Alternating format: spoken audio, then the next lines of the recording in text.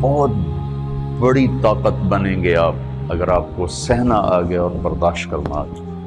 چونکہ جب آپ برداشت کرتے ہیں نا تو اندر میں ایک طاقت پیدا ہوتی ہے.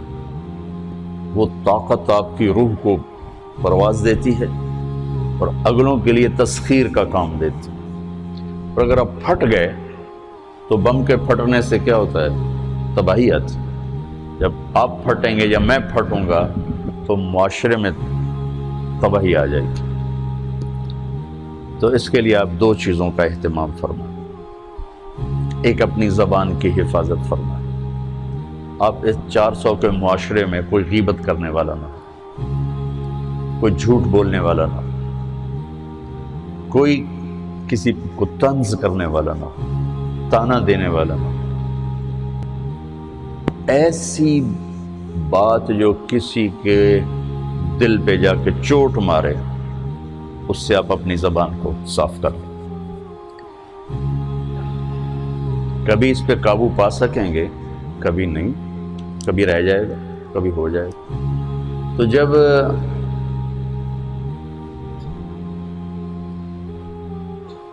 ہاتھ سے نکل جائے بات تو پھر اللہ نے ہمارے لیے توبہ کا دروازہ رکھا ہے.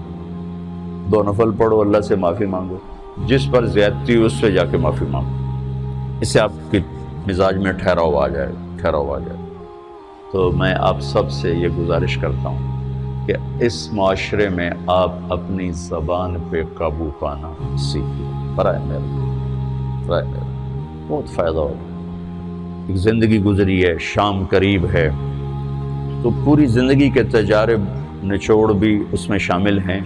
اور تجارب نچوڑ کو گولی مارو اور دیوار پہ ڈال دو. میرے نبی کا فرمان اس کے لیے کافی ہے کہ آپ نے فرمایا کہ 2 چیزوں کی ضمانت دے دو، میں جنت کی ضمانت دیتا.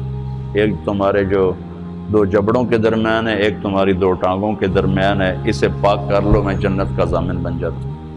اور معاذ بن جبل سے فرمایا کہ تمہیں پورے دین کا نچوڑ بتاؤں. کہ جی کیا؟ تو آپ نے اس حدیث کو میں نے پتہ نہیں ہزاروں لاکھوں دفعہ بیان کر دیا ہے اور ہر دفعہ بیان کیا ہے کہ اچھا یہ ایسے کر کے کیوں فرمایا؟ یہ پہلے کیا پھر کہا کف ھذا. اور کہا کس کو ہے؟ جن کے بارے میں آتا ہے کہ اس امت کے علماء کا جھنڈا قیامت کے دن معاذ بن جبل کے ہاتھ میں ہوگا. اتنے بڑے آدمی. 18 ہجری میں انتقال ہوا. 1434 ہجری میں اردن گیا تو ان کی قبر سے خوشبو آ رہی تھی. 1400 سال گزر گیا، ان کی قبر سے خوشبو کا آنا بند نہیں ہوا.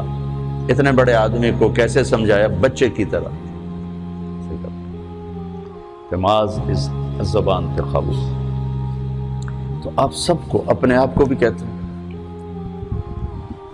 وہ عرب خطیب کہتے ہیں اوصیکم نفسی اولا وایاکم کر کے عام طور پہ خطبہ شروع کرتے ہیں. تو میں بھی اپنے ذات سے شروع کر کے آپ سے یہ عرض کرتا ہوں بچوں کہ اپنی زبان پہ قابو پانا سیکھو. یہاں اس کی مشق کر لو. یہ چھوٹا سا میدان ہے، چھوٹا ایک تالاب میں ہے. آپ تالاب، یہاں سے نکل کر آپ ایک سمندر میں کودیں گے جہاں کہ رشتوں کی فہرست ہوگی، تعلقات کی فہرست ہوگی، ناگواریوں کے خوفناک خاردار کانٹے ہوں گے. کہیں کہیں پھول ملیں گے ورنہ کانٹوں سے بھرا جہان ہے.